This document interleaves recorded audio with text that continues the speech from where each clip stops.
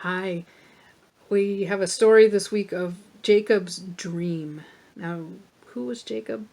Jacob is the son of Isaac and Rebekah, and Isaac was the son of Abraham and Sarah, right? Do you remember the story from last week where Rebekah, Isaac's wife, has twins, Esau and Jacob?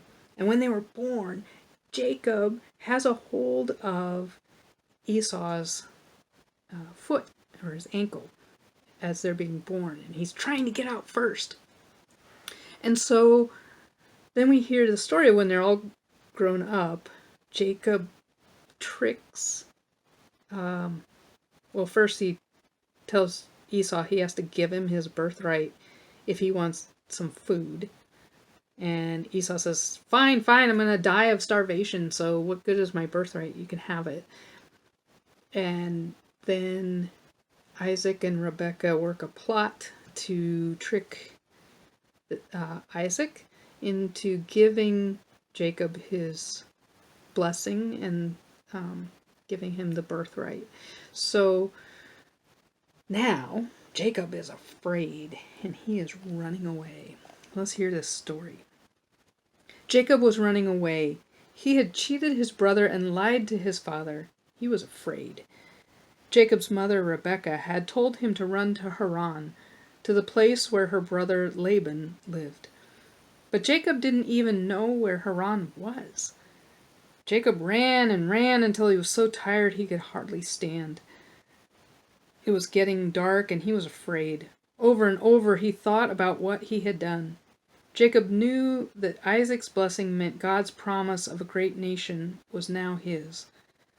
God had made the promise to Abraham and Sarah. Then it had been passed on to Rebekah and Isaac. Now it was his. But as Jacob stood there alone in the dark, feeling cold and hungry, God's promise didn't seem to help very much. Finally, Jacob was so tired he laid down on the ground. He put his head on a rock. Some pillow, he thought to himself. In the middle of the night, something happened.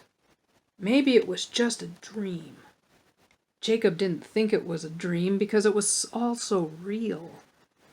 Jacob was sure he saw a bright light from up in the sky. Then there were stairs that began right beside him on the ground and reached all the way up into the sky. There were angels on the stairs. Jacob told his children many years later. Angels going up the stairs and angels coming down. And at the very top, there was God. Then God spoke to me, said Jacob. God said, I am the God of your grandparents, Abraham and Sarah, and of your parents, Isaac and Rebekah. The promise is now yours, Jacob. You will be the great-great-grandfather of many, many people. People all over the world will learn about me because of you. And Jacob, I will be with you. I am your God. I will take care of you. The next morning Jacob woke up. Well, he wasn't sure if he woke up because he wasn't sure if he had been sleeping. But he did remember what he had dreamed.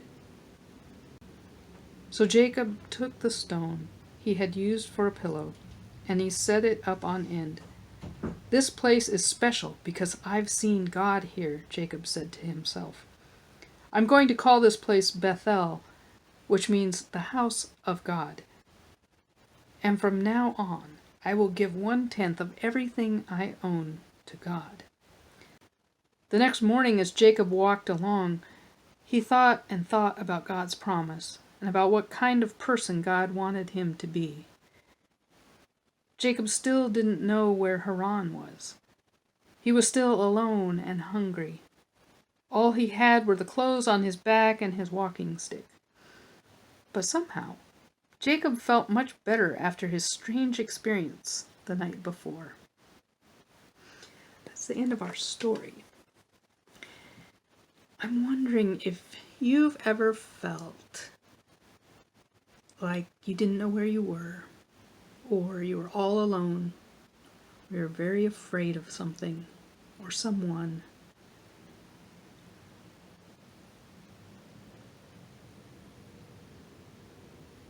how would you know if God was present with you when you were afraid? That's the funny thing, is that God is always present with us. But sometimes we just don't feel God's presence, and we don't really believe that God is with us and watching over us. So how do we stop like Jacob did? Jacob stopped because it was nighttime and he just couldn't see to go any farther, and he was tired, so he laid down. But when we're afraid or scared or tired and alone, all we have to do is just stop and breathe.